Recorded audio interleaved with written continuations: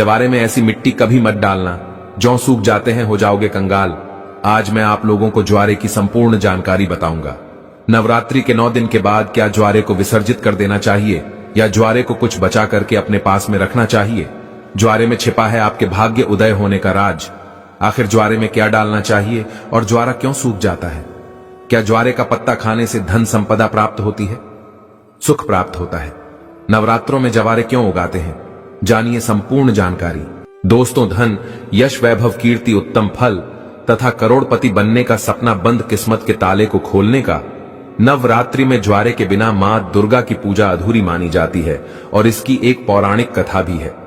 सारी जानकारी इस वीडियो में आज मैं आप लोगों को विस्तार से बताऊंगा, इसलिए मैं बोल रहा हूं कि इस वीडियो को ध्यान से देखना। अगर आपके मन में कोई डाउट है, कोई सवाल है या फिर नवरात्रि संबंधी कोई आप जो है हमसे सजेशन लेना चाहते हैं तो बिल्कुल ही आप कमेंट बॉक्स में पूछे, हमारे द्वारा या हमारी टीम के द्वारा आपकी मदद की जाएगी। और हां, कमेंट बॉक्स में अपनी राशि भी जरूर छोड़ दीजिएगा।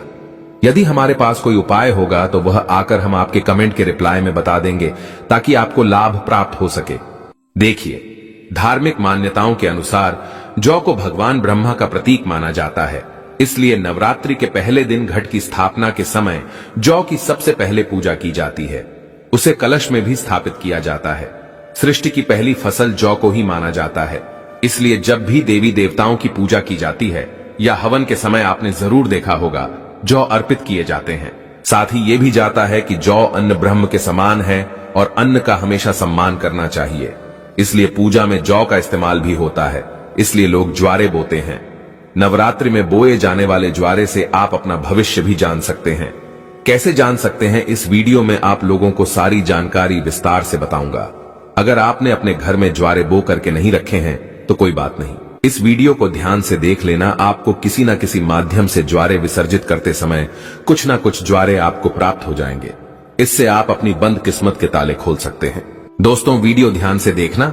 दोस्तों, हमारे धर्मशास्त्र कहते हैं कि नवरात्रि में बोए जाने वाले ज्वारे से आप अपने भविष्य को झांक सकते हैं, अर्थात आप अपने भविष्य को देख सकते हैं। कैसे देख सकते हैं? अगर अंकुरित जौ का रंग नीचे से आधा पीला हो और ऊपर से आधा हरा हो तो इसका मतलब ये होता है कि आप वाला साल आधा समय ठीक रहेगा और आधा समय आपका खराब चलेगा।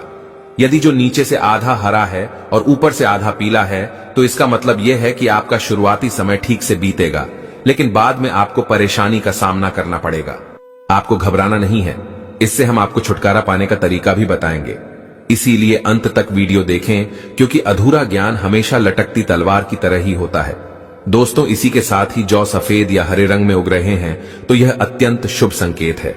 अगर ऐसा है तो मान लीजिए कि आपकी पूजा सफल हो गई है और आने वाले समय में खुशियों के दरवाजे आपके खुल जाएंगे। जौ अगर सूखी और पीली होकर के झरने लगे तो इसे अशुभ संकेत मान सकते हैं। ऐसे में आप जो हैं मां दुर्गा से अपने कष्टों और परेशानी को दूर करने के लिए प्रार्थना कर सकते हैं, या फिर नवदुर्गा का बीज मंत्र जैसे ओम धूम दुर्गाय नमः। दोस्तों, इस मंत्र का 108 बार हवन करके आहुति दे सकते हैं।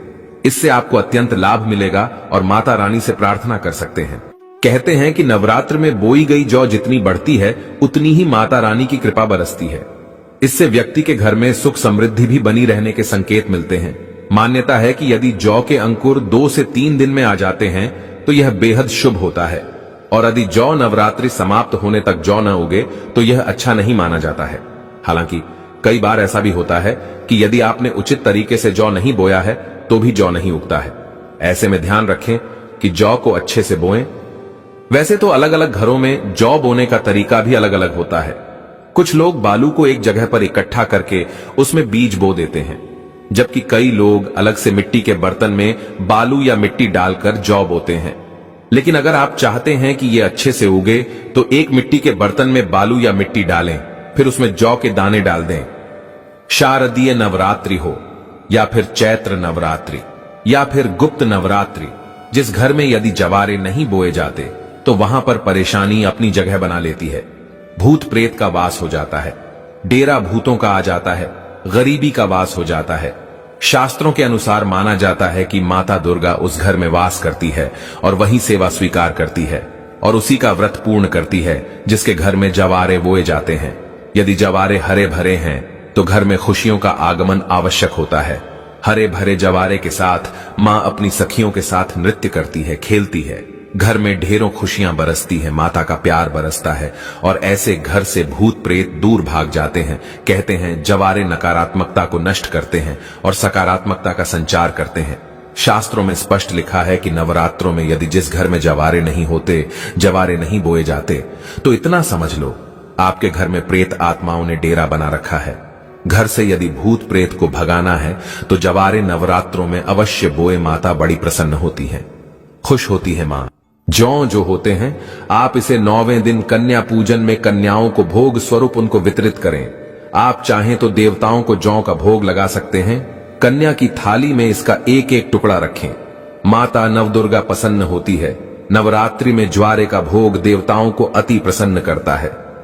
दोस्तों, जो ज्वारे होते हैं ये बहुत ही पवित्र चीज है, इसे आप साधारण मत समझना। वैसे मैया रानी करुणामयी है, वह अपनी संतान और अपने लाल को सदैव माफ कर देती है। ज्वारे को साक्षात नौ दुर्गा का स्वरूप माना जाता है, ब्रह्म का स्वरूप माना जाता है। चलिए इस वीडियो में मैं आप लोगों को बताने का प्रयास करूंगा कि अब सवाल यह उठता है कि नवरात्रि में ज्वारे का क्या करें, क्या विसर्जन कर दें या इसे घर में रहने दें। तो धार्मिक मान्यता कहती है कि ज्वारे को घर में रखना शुभ माना जाता है, लेकिन इसको रखने के पीछे एक निश्चित निर्धारित समय रहता है। इसी निर्धारित समय में ज्वारे की सेवा करके जल में विसर्जित इसे कर देना चाहिए। दोस्तों, जैसे कि आपने 9 दिन इसकी खूब सेवा की है, बहुत अच्छी बात है। 9 दिनों के बाद इसे जल में विसर्जित कर देना चाहिए, क्योंकि शक्ति को शक्ति के साथ मिलाना जरूरी है। जल को गंगा शक्ति कहा जाता है और ज्वारे को श्री शक्ति। श्री शक्ति अर्थात लक्ष्मी की शक्ति, दुर्गा की शक्ति। इसीलिए श्री शक्ति को हम जब जल शक्ति गंगा शक्ति को भेंट करते हैं तो ये गंगा शक्ति में जाकर के मिल जाती है। मैं आपको एक छोटे से उदाहरण से समझाने की कोशिश करूंगा। जिस प्रकार जो हमारा शरीर होता है ये 5 तत्वों में मिल जाता है, उसी प्रकार ज्वारा भी पूर्ण प्रकार शक्ति के साथ अपने अष्टभुजा दुर्गा स्वरूप में शक्ति में मिल जाता है। तो दोस्तों, ज्वारा 9 दिन अखंड ज्योत जलने के कारण, ध्यान से सुनना, ज्वारे के आसपास में 9 दिन अखंड ज्योति जलने के कारण, मां दुर्गा के समीप में ये रहने के कारण बिल्कुल ही ये शक्ति स्वरूप में जागृत हो जाते हैं। ऐसे ज्वारे लोगों के दुख, तकलीफ, परेशानी, इन सबको चुटकियों में समाप्त कर सकते हैं। तो आइए इस वीडियो में जानते हैं ज्वारे से किस प्रकार हम अपनी फूटी किस्मत को दूर कर सकते हैं, अपने दुर्भाग्य को सौभाग्य में बदल सकते हैं और सभी प्रकार की आपकी जो दबी हुई इच्छा है आप उसे पूर्ण कर सकते हैं। देखिए, अगर आज की वीडियो आपने मिस कर दी तो सारी जिंदगी आप गरीब रह जाएंगे, क्योंकि ज्वारे से आप अपनी गरीबी को, अपने कष्ट को, अपनी परेशानी को, अपने दुख को, अपनी तकलीफ को, या आपके घर परिवार में किसी को दुख है, तकलीफ है, लंबे समय से बीमार हैं, आप उन्हें स्वस्थ करा सकते हैं। तो आइए इस वीडियो में जानते हैं वास्तव में हमें जो है ज्वारे का क्या करना चाहिए। तो ज्वारे विसर्जित करते समय कुछ ज्वारे साफ पानी से धो करके हमें अपने साथ में ले आना चाहिए। क्यों इसे लाना चाहिए? क्योंकि इसे श्री शक्ति का प्रतीक कहा जाता है।